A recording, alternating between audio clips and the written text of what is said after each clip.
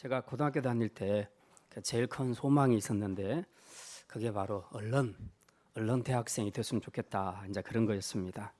3년 내내 공부에 시달리다 보니까 스트레스가 너무 크고요. 이 지옥 같은 입시 공부가 언제 끝날까? 나도 언제 대학생이 되어서 좀 자유롭게 생활을 해볼까? 이제 그런 생각을 했습니다. 그 소망을 가지고 하루하루 그렇게 버티고 살았습니다. 근데 생각보다 날짜가 빨리 안 가더라고요. 그래서 고등학교 때는, 특히 고3 때는 학교 가면 이런 마음을, 똑같은 마음을 가진 친구들 사이에서 이제 이렇게 인사를 하지요. 네. 그 당시에는 수능이 아니고 학력고사라고 얘기했는데요. 수능으로 단어를 바꾸면 이렇습니다. 굿모닝. 수능 며칠? 94일. 에? 아직도 94일? 도대체 언제까지 기다려야 돼? 이제 이렇게 해서 하루가 시작이 되는 겁니다. 아마 그 남자분들 중에 군대 갔다 오신 분들은 거의 대부분 이런 마음을 잘 이해하실 겁니다. 보통 상병만 달게 되면 그때부터 이제 제대 날짜를 세기 시작을 합니다. 제대 며칠? 꼭 자기 아래에 있는 하급자한테 물어요. 내가 제대 며칠? 그러면 200일 남았습니다. 200일이나 남았어? 이제 그렇게 얘기하죠. 정말 천문학적인 숫자네. 근데 도대체 시간은 왜 이렇게 안 가는 거야? 이제 그렇게 이야기를 하지요. 사람이 고난의 환경, 힘든 환경에 처하게 되면 이상하게 시간이 잘 안 갑니다. 그래서 이 고난이 언제 끝나나 자꾸 달력을 보고 시계를 보고 또 시간을 묻고 이제 그렇게 합니다. 종종 그 설교 듣는 것이 고난이신 분들도 있습니다. 그런 분들도 반응은 비슷하죠. 시계를 자꾸 봅니다. 우리 목사님 언제 설교를 끝내실까? 언제 이 괴로운 설교 끝내고 내가 자유를 누릴 수 있을까?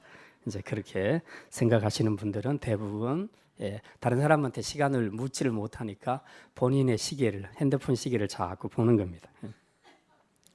이제 반면에 우리가 연속극이나 또 TV 쇼 프로그램을 보게 되면 시간 가는 줄 몰라요. 진짜 시간을 묻지 않습니다. 아이들도 보면 공부하라 하면 10분도 못 앉아 있는데 게임하라 하면 밤을 새버립니다. 시간 가는 줄은 몰라요. 이처럼 고난의 상황에서는 시간이 참 지루하게 느껴집니다. 그리고 그 고난이 딱 끝나고 나면 정말 날아갈 듯이 너무 기쁩니다. 이제 불행 끝, 행복 시작. 이제 그렇게 생각하는 거죠. 그런데 안타깝게도 현실은 그렇지 못합니다. 고난이 다 끝난 줄 알았는데 고난이 또 다른 옷을 입고 찾아오기 시작합니다. 중간고사가 다 끝났다고 생각했는데, 그래서 좋아했는데 좀 있으니까 또 기말고사라고 합니다. 이게 우리 인생입니다. 이렇게 끊임없이 고난이 반복되면서 우리 인생이 이루어져 가는데, 이렇게 피할 수 없는, 고난을 피할 수 없는 우리 인생이라면 우리가 이 인생을 어떻게 대처하고 살아갈 수 있을까? 또 어떻게 사는 것이 지혜로운 인생이 될 수 있을까? 기왕에 고난을 피할 수 없다면 우리가 어떻게 이것에 대처하며 지혜롭게 살아갈 수 있겠는가? 오늘은 이 주제를 가지고 좀 생각하려고 합니다. 오늘 말씀은 하나님이 이사야 선지자를 통해서 그 아라비아 북단, 그러니까 이스라엘 동편에 속하죠. 이스라엘과 바벨론 그 사이가 이제 아라비아라고 생각되죠. 지금의 사우디아라비아 북부라고 생각을 하시면 되겠습니다. 이제 거기에 두마라는, 북단에 두마라는 나라가 있었습니다. 오늘 본문에 나와 있죠. 11절에 두마에 관한 경고라. 이 두마는 원래 이두마이라는 단어에서 나왔는데 다 빼고 두마라고 줄였습니다. 이두마이가 어디냐 하면 에돔입니다. 에돔.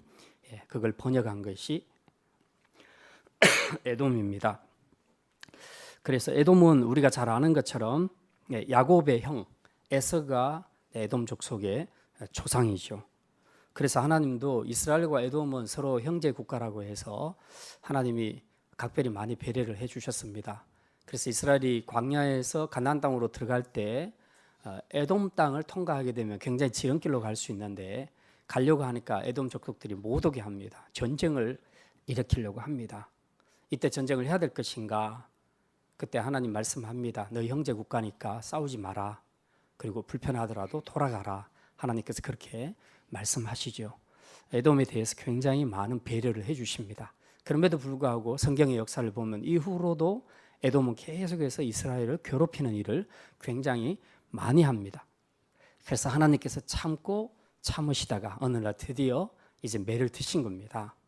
그래서 이들이 받을 그 심판에 대한 경고를 합니다. 그게 오늘 본문에 기록된 내용입니다. 자, 오늘 본문은 저도 설교하면서 이렇게 두 절 갖고 하기는 처음이네요. 대예배 때. 오늘 본문이 너무 짧아서 예배가 엄청 일찍 끝나겠다는 기대감도 있겠는데 그건 저도 잘 모릅니다. 여러분이 저한테 많이 속으셔서 저는 짧은 글 갖고 아주 길게 할 수 있는 사람입니다. 그런데 이 두 절밖에 안 돼서 굉장히 간단하고 쉬울 것 같은데 읽어보면 알 것도 같고 모를 것도 같고 참 애매한 그런 내용이 이제 기록이 되어 있습니다. 그래서 이제 요 알 것 같고 모를 것 같은 것을 좀 확실하게 알 수 있도록 제가 좀 본문에 대한 배경들, 역사적인 배경을 먼저 설명하고 오늘 말씀 시작하도록 하겠습니다. 이사야를 쓴 이사야 선지자는 우시야 왕이 죽던 해부터 사역을 시작을 해서 요담, 아하스, 히스기야, 므낫세까지 유대 왕 다섯 왕을 거치면서 60년간 사역을 한 아주 길게 사역한 사역자입니다. 그러다 보니까 하나님 앞에 받은 말씀도 큰지 예언서 중에서 제일 많은 양을 기록하고 있는 것이 이사야서입니다. 근데 이 많은 이야기를 딱 두 개로 나누면 심판과 구원 두 개로 나눌 수가 있습니다. 39장, 전체 66장인데 39장까지는 심판, 그리고 나머지 27장은 구원입니다. 그래서 3927 외우기가 아주 좋습니다. 66에 3927. 우리 무슨 번호죠? 아시는 분들은 아실 겁니다.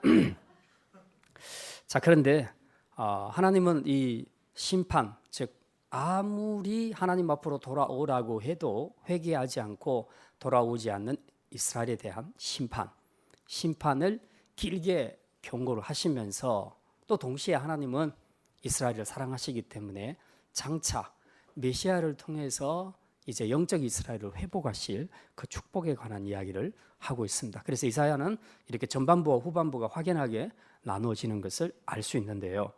그러면 이사야서에는 이스라엘에 관한 예언만 기록이 되어 있는가? 여러분 이사야를 쭉 읽어보신 분들은 아시겠지만 순종하지 않는 이스라엘에 대한 심판을 예고하는 내용이 주를 이루지만 이방 나라 무려 10개 국가에 대한 그들의 경고성 심판에 대한 예언이 이제 본문에 기록이 되어 있습니다. 오늘 본문에 기록된 두마에 관한 경고는 그 중에 하나라고 볼 수 있습니다. 지금이 역사적으로 어느 때인가 하면 이제 아수르가 신흥 강국으로 막 떠오르는 이제 그런 때입니다. 이 본문이 기록된 때가 디글랏필레셀 3세가 아수르 왕위에 오르면서 그때부터 정복에 대한 야욕을 품기 시작합니다. 그래서 주변 나라를 하나씩 쳐서 다 정복을 하게 되는데 그 결과 팔레스타인에게도 상당한 영향을 행사하게 됩니다. 이렇게 이제 동북에서 아수르가 큰 힘을 발휘하면서 급부상하기 시작하자 남쪽에 있던 강국이었던 애굽이 이제 위기감을 느끼게 됩니다. 이제 이러다가 우리도 당하는 거 아니야? 그래가지고 반아수르 동맹을 맺을 나라들을 이제 막 찾기 시작을 합니다. 그래서 그 많은 다른 나라들이 이제 북쪽 아수르와 손을 잡을 것인지 아니면 반대 세력인 애굽과 손을 잡을 것인지 이 두 개를 놓고 이제 조울질을 하는 겁니다. 굉장히 어려운 문제죠. 우리도 사실 이 중국과 미국 사이에서 균형을 이루려고 하는데 굉장히 힘들지 않습니까? 이게 이제 약소 국가들의 이제 불행인데요. 이 경우에 어느 편에 설 것인가? 남유다나 북이스라엘이나 지금 다 샌드위치처럼 딱 끼어가지고 북이스라엘 쪽으로 가는가? 남애국과 손잡을 것인가? 이제 이것 때문에 고민을 하는 거죠. 그런데 이게 북이스라엘과 남유다만의 고민이 아니고 그 당시에 있었던 모든 중동 국가들의 고민이었다는 겁니다. 그래서 그때부터 이제 각자가 결정해서 줄서기를 시작합니다. 어떤 나라들은 아수르에 붙고 어떤 나라들은 애굽으로 붙기 시작합니다. 이때 북이스라엘과 아람이라는 나라는 이제 철저하게 애굽편에 서게 됩니다. 그래서 반아수르 동맹에 가입을 하게 되지요. 그리고 남유다를 향해서도 계속 너희도 우리하고 똑같이 동맹을 맺자, 반아수르 동맹을 맺자, 이제 그렇게 말하죠. 근데 남쪽의 유다의 아하스 왕은 그걸 거절합니다. 그래서 전쟁도 막 일어나게 되죠. 동맹 안 맺는다고 막 북이스라엘이 아람과 손잡고 막 공격을 해오죠. 그러니까 위급하니까 아하스 왕이 아수르에게 손을 벌립니다. 도와달라고 이제 검을 바치면서. 그래서 아수르가 와서 깨끗하게 다 제압을 해주지요. 어쨌든 이런 사건들로 진행되면서 반아수르 동맹에 가입했던 나라들은 이제 찍힙니다. 찍혀가지고 그때부터 아주 철저한 보복에 들어가게 됩니다. 그래서 아람도 망하고 북이스라엘도 그래서 망하게 되는 겁니다. 남유다는 망하지는 않았지만은 어쨌든 이제 계속 아수르를 지지했는데 히스기야 왕 때 와서 노선을 바꿔버립니다. 그래서 반아수르 세력에 서게 되죠. 그러니까 이제 이 아수르 왕, 특히 이제 성경에 나오는 사네립이 굉장히 화가 났습니다. 그래서 남유다도 한번 손을 봐야 되겠다. 아니 손 보는 것이 아니라 얘네들도 밀어버려야 되겠다라고 생각하고 예루살렘 성을 포위를 해서 아주 그때 엄청난 곤혹을 치르게 됩니다. 히스기야 왕이 그것 때문에 막 진짜 엄청 긴장하고 놀라게 되죠. 이제 그런 일들이 있었습니다. 어쨌든 유다 입장에서 우리가 생각할 때에 어느 쪽과 손을 잡는 것이 맞겠는가? 유다의 경우는 지금 우리나라가 미국과 중국 사이에서 어느 쪽에 더 붙어야 될 것인가로 고민한 것과는 좀 차원이 다릅니다. 우리는 사실 정확한 정답이라는 것은 없어요. 경제적으로는 중국과 손을 뗄 수가 없는 관계고 정치적 군사적으로는 미국과 동맹의 관계니까 뗄 수 없는 관계입니다. 그런데 이 양쪽 강대국이 서로 싸우고 있으니 이제 고래 싸움에서 새우등이 트지게 되는 거죠. 예. 이제 그런 문제들 때문에 지금 굉장히 결단하는데 많은 어려움들이 있습니다. 이 결단 때문에 손해도 많이 보기도 하지요. 예. 근데 유다는 좀 다릅니다. 유다는 하나님이 명확하게 이사야 선지자를 통해서 답을 주셨습니다. 그래서 너 절대로 아수르에 대항하지 마. 왜? 내가 아수르를 지금 사용하고 있어. 너뿐만 아니라 이 주변의 많은 나라들이 자기 죄로 인해서 지금 하나님 앞에 징계를 받아야 되는데 내가 어느 나라를 들어서 저들을 혼내줄 건가 생각을 해보니 아수르가 제일 낫겠더라. 그래서 하나님께서 아수르의 힘을 키워준 겁니다. 그래서 아수르를 통해서 이제 주변에 있는 많은 나라들을 하나님께서 심판하시죠. 그러니까 이사야에는 무려 10개 나라들이 기록이 되어 있습니다. 이방 나라들이 10개가 기록이 되어 있어서 그들이 심판받게 되는 내용들이 기록이 됐는데 원인은 한 가지예요. 다 자기들의 죄 때문에 그렇게 됐다. 그렇게 하나님께서 말씀하고 있습니다. 오늘 본문에 나오는 두마도 에돔도 예외는 아닙니다. 그러면 이제 이 두 구절밖에 안 나와 있지만 이 두마에게 하나님께서 주시는 경고의 말씀, 이게 무슨 의미가 있는가? 이 말씀 우리에게 주는 교훈이 무엇인가? 오늘 우리가 그것을 좀 생각하려고 합니다. 두 가지 말씀 생각하는데요. 첫째는 아침은 오지만 밤도 온다는 겁니다. 한번 따라합시다. 아침이 오지만 밤도 옵니다. 11절에 보면 이렇게 기록이 되어 있습니다. 11절 말씀 우리 같이 읽겠습니다. 두마에 관한 경고라.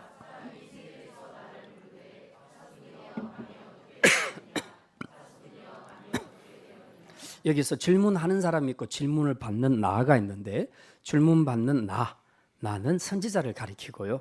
그리고 질문하는 사람은 세일에서 온 사람, 세일에서 말하고 있다. 세일은 에돔의 지역 이름입니다. 그러니까 세일하면 에돔이다 이렇게 생각을 하시면 됩니다. 요약하면 이런 거죠. 지금 세일 땅에서 어떤 한 사람이 큰 소리로 선지자를 부르는 겁니다. 근데 선지자여 이렇게 말하지 않고 여기 보니까 파수꾼이요 그렇게 말합니다. 파수꾼이요 밤이 어떻게 되었느냐, 파수꾼이요 밤이 어떻게 되었느냐, 지금 이렇게 묻고 있습니다. 사실 이제 밤이 아침으로 변해가는 과정은 그 밤에 불침번을 서는 파수꾼이 제일 잘 알게 되겠죠. 그러니까 파수꾼에게 지금 묻는 겁니다. 선지자가 파수꾼이라는 겁니다. 영적인 파수꾼이라는 얘기입니다. 그래서 당신이 지금 잘 알 거니까 이 밤이 어디까지 왔는지 좀 알려주십시오. 지금 그 이야기를 하는 겁니다. 밤이 어떻게 됐느냐, 이 말은 언제 아침이 오겠는가, 지금 그게 궁금하다는 거죠. 밤은 고난의 때를 의미하니까 지금 이 말은 뭘 얘기합니까? 아수르의 압제 아래서 고통받고 있던 이 두마, 에돔이 언제 과연 이 고통에서 벗어나서 자유를 누릴 수 있을까? 언제 희망찬 아침을 볼 수 있을까? 그걸 좀 가르쳐 달라는 거죠. 그래서 묻는 것이 이겁니다. 밤이 어떻게 되었는가? 지금 밤이 어느쯤 왔어요? 우리가 얼마를 더 기다리면 아침이 될까요? 이걸 당신이 파수꾼이니까 아니까 우리한테 좀 말해 주시오 하는 지금 그 내용입니다. 근데 여기 11절에 보니까 파수꾼이여 밤이 어떻게 되었느냐, 이 말을 두 번이나 반복을 하고 있죠. 반복한다는 얘기는 뭡니까? 그만큼 간절하다는 뜻입니다. 간절하니까 지금 두 번씩이나 이야기를 하는 겁니다.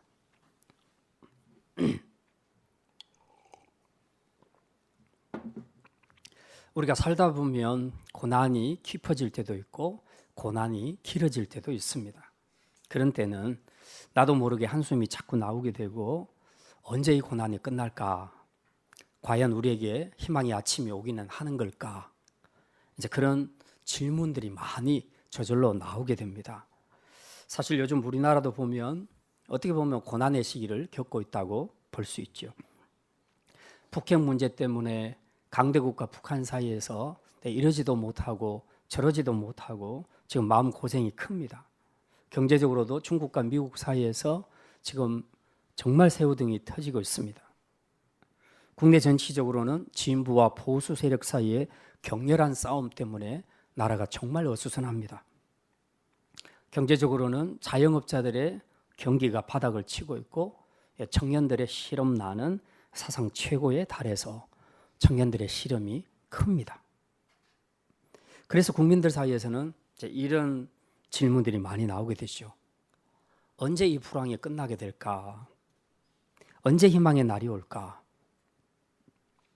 오늘도 경제적인 문제로 실험하는 많은 백성들, 서민들, 특별히 우리 청년들 7포, 9포에서 이제는 M포 시대를 거치면서 삶의 희망을 놓아버리는 이 시대 청년들을 보면서 누구라도 이런 질문을 던질 수 있지 않을까요? 파수꾼이여, 밤이 어떻게 되었느냐? 대체 언제 희망의 날이 올 건가? 참 안타까운 현실입니다. 그런데 오늘 이 질문에 대한 파수꾼의 대답은 어떠합니까? 12절에 이렇게 기록이 되어 있습니다. 12절 말씀 우리 같이 읽겠습니다. 파수꾼이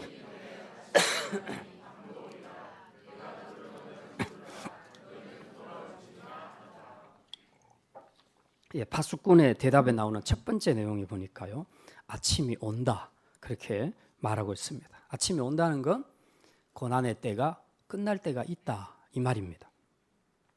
우리가 세상을 살아갈 때 끝없이 밤만 계속되는 그런 일은 없습니다. 반드시 밤이 지나면 아침이 오게 되어 있습니다. 그래서 시편 30편 5절에서 다윗도 고난에 대해서 이렇게 고백합니다. 그 노여움은 잠깐이요 그 은총은 평생이로다. 저녁에는 울음이 기숙할지라도 아침에는 기쁨이 오리로다. 우리가 다윗의 생애를 잘 알지만 너무나 오랫동안 사울 왕에게 쫓기는 그런 어두운 밤과 같은 세월을 지냈지 않습니까? 그러나 그는 그런 중에도 끝까지 하나님을 의지하고 변함없는 믿음으로 기도하면서 하루하루 최선을 다해 살았을 때에 어느덧 인생의 밤은 지나가고 이제 밝은 아침이 찾아오게 된 것입니다. 참고 인내하며 성실하게 살아가는 사람에게는 반드시 아침이 오게 되어 있다는 것입니다.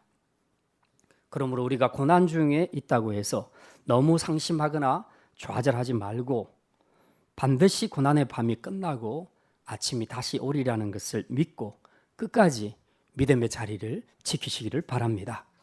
특히 믿는 자들에게는 하나님이 반드시 고난 끝에 회복시켜 주실 줄 믿습니다. 그런데 참 안타깝게도 이 파수꾼의 대답의 첫 번째 내용이 아침이 오리라는 건데 이게 결론이었으면 좋겠는데 이 상태가 쭉 지속됐으면 좋겠는데 오늘 본문에 보니까 그게 아니라는 겁니다. 오히려 반대되는 내용이 뒤에 첨부되어 있습니다. 12절에 보니 아침이 오지만 밤도 오리라. 밤도 오리라. 이 말은 뭡니까? 아수르가 망하게 되어서 지금 두마가 곧 자유를 얻게 되겠지만 이제 그건 잠깐뿐이고 조금 있으면 바벨론에 의해서 너희들은 다시 한번 고난을 받게 될 것이다. 이렇게 말씀합니다. 그 뜻이 이 말입니다. 이게 바로 인생이라는 거죠. 긴긴 밤이 끝나고 아침에 와서 정말 좋다 했는데 또다시 밤이 찾아온다고 합니다. 중간고사 다 끝났다고 좋아했는데 이내 기말고사를 치른다고 선생님이 말씀하십니다. 이게 바로 우리 인생이라는 것이요. 우리가 사는 이 땅에는 고난이 없는 영원한 평안과 축복은 기대하기가 어렵습니다. 이걸 첫째 우리가 인정해야 된다는 거예요. 이건 믿음의 사람에게도 예외가 아니라는 겁니다. 그렇다면 이 반복되는 고난 앞에서 우리는 어떻게 대처해야 되겠는가? 어떻게 하는 것이 지혜로운 삶일까? 어떻게 하는 것이 성공적인 삶이 될 수 있을까? 우리는 두 번째 말씀에서 답을 찾을 겁니다. 두 번째 말씀, 묻는 것은 자유지만 정답은 돌아오는 것이다. 한번 따라합시다. 묻는 것은 자유지만 정답은 돌아오는 것이다. 12절 하반절 부분만 우리 같이 읽겠습니다. 네가 물으려거든. 시작. 물으려거든 물으라. 이게 무슨 말입니까? 자, 언제 밤이 끝날 것인지를 묻는 두마 사람에게 하나님은 이사야를 통해서 너희는 곧 아침을 맞게 될 거야. 그러나 곧 이내 밤이 찾아오게 될 거야. 그렇게 경고하죠. 무슨 말입니까? 하나님은 범죄한 에돔을 향해서 이미 심판하시기로 계획하셨다는 뜻입니다. 이미 계획하셨기 때문에 기다려. 너는 아직 매를 더 맞아야 돼. 지금 이 말씀을 하고 있는 겁니다. 그런데 내가 준 이 응답이 너희 마음에 만족하지 않아? 이해가 안 돼? 그럼 계속 물어봐. 나한테 계속 물어봐. 그래도 내가 너희에게 주는 답은 한 가지밖에 없어. 너희는 아침을 맞지만 다시 곧 밤을 맞게 될 거야. 그러니 돌아와 라고 그렇게 말씀하시는 겁니다. 도마가 묻죠. 고난 끝에 아침이 왔는데 그럼 아침이 온 걸로 좀 끝내지 왜 고난의 밤이 또 오게 합니까? 대체 이유는 뭡니까?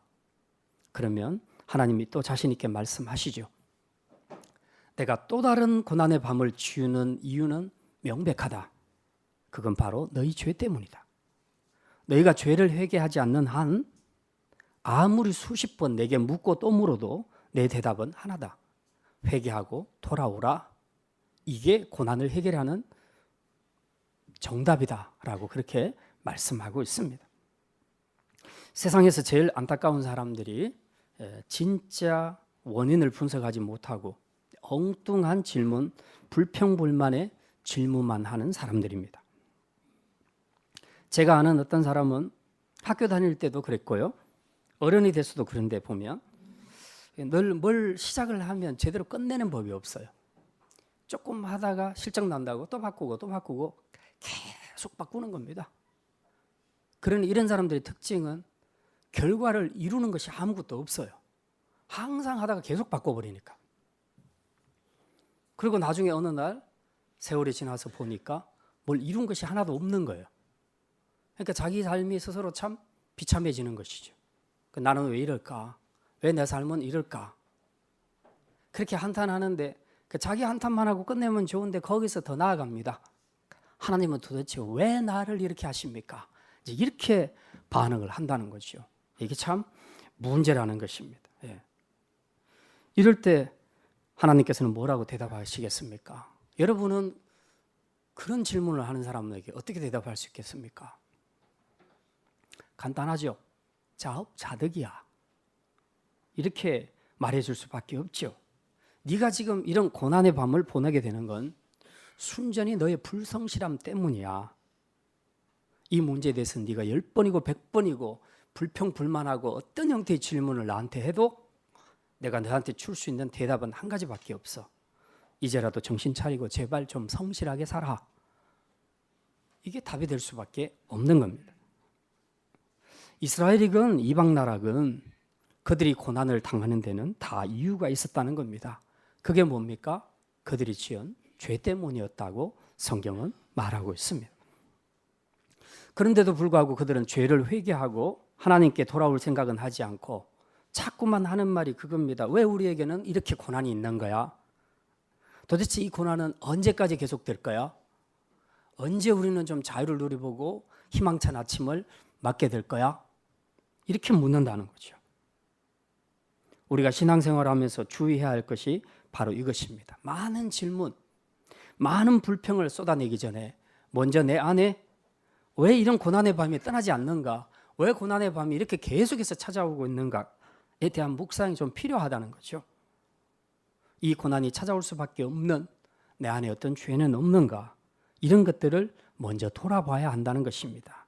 이게 진짜 고난의 밤에 대처하는 지혜로운 삶이다라고 말씀하고 있습니다. 이게 안 되면 그 인생은 답이 없습니다. 죽는 날까지 그는 문제를 풀 수가 없게 된다는 거죠. 진짜 지혜로운 사람은 실수는 할 수 있지만 분석은 정확하게 해야 됩니다. 그래서 이게 하나님 앞에서 잘못된 것이면 내가 죄를 회개하고 고쳐야 되는 겁니다. 이렇게 할 때 이 고난으로부터 우리가 자유를 얻을 수 있게 된다는 것입니다. 이제 말씀을 마칩니다. 고난의 밤과 희망의 아침이 교차되는 것이 피할 수 없는 우리 인생이라고 했습니다. 그렇다면 이런 인생 가운데서 우리는 어떻게 살아야 할까요? 어떻게 사는 것이 지혜롭고 성공적인 인생을 사는 것일까요? 오늘 말씀드렸습니다. 이제 두 가지로 결론적으로 말씀드립니다.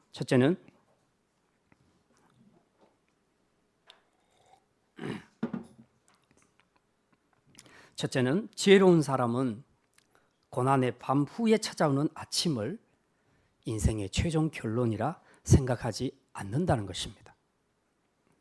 그들은 찾아온 아침에 만족하고 안주하고 축제를 벌이지 않고 또다시 찾아올 또 다른 고난의 밤을 생각하면서 그것에 대비하는 삶을 산다는 것입니다.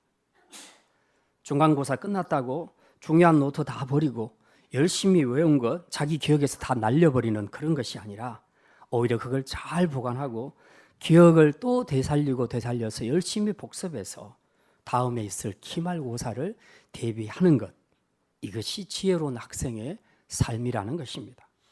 어른들도 마찬가지입니다.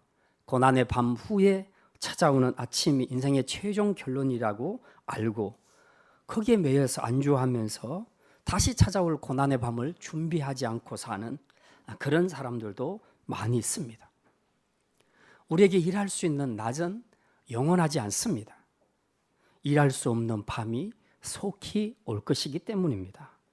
그러므로 밤이 오기 전에, 일할 수 없는 밤이 오기 전에 깨어서 그것에 대비하는 삶을 살아야 합니다. 이것이 바로 지혜로운 삶입니다. 두 번째 결론, 지혜로운 사람은 헛된 질문보다 돌아오라는 주님의 결론에 주목하는 사람입니다. 자신의 잘못이나 문제점은 전혀 생각하지도 않고 툭하면 모든 고난과 불행을 하나님의 탓으로 돌리고 원망하고 불평하면서 엉뚱한 질문을 던지는 사람, 이런 사람을 성경에서는 어리석은 사람이라고 말하고 있습니다. 그러므로 우리가 여러 말로 하나님께 질문하기 전에 먼저 주님이 주신 결론의 말씀에 주목하시길 바랍니다. 그게 뭡니까? 돌아오라. 너희가 내게 무슨 질문을 하건 마음대로 하되, 하지만 어떤 질문을 하건 내가 줄 수 있는 답은 하나뿐이다. 죄를 회개하고 내게 돌아오라. 이제 이 말씀으로 앞으로 우리의 남은 인생에서 고난의 밤을 잘 대비하는 지혜로운 삶을 살아서 아침이건 밤이건 관계없이 시종여일하게 깨어서 준비하는 자세로 우리에게 맡겨준 일을 신실하게 잘 감당하는 믿음의 일꾼들로 살아갈 수 있기를 주님의 이름으로 축원합니다. 기도합니다. 하나님, 우리에게 고난이 찾아올 때에 고난의 이유를 먼저 돌아보는 지혜로운 성도들 되게 하여 주시옵소서. 혹 고난의 밤이 끝나고 밝은 아침이 찾아올 때라도 그게 인생의 결론이라 생각하지 말고 다시 올 고난의 밤을 대비하여 늘 깨어 성실히 준비하는 지혜로운 성도 되게 하여 주시옵소서. 무엇보다도 고난 앞에서 고난이 왜 이렇게 크고 기냐면서 하나님께 불평불만하고 입을 열어 헛된 질문을 하는 자가 아니라 먼저 정직하게 자신을 돌아보므로 하나님이 주시는 유일한 해답인 죄를 회개하고 주께로 돌아오는 지혜로운 성도들 되게 하여 주시옵소서. 감사드리며 이 모든 말씀 우리 주 예수 그리스도의 이름으로 기도드립니다. 아멘.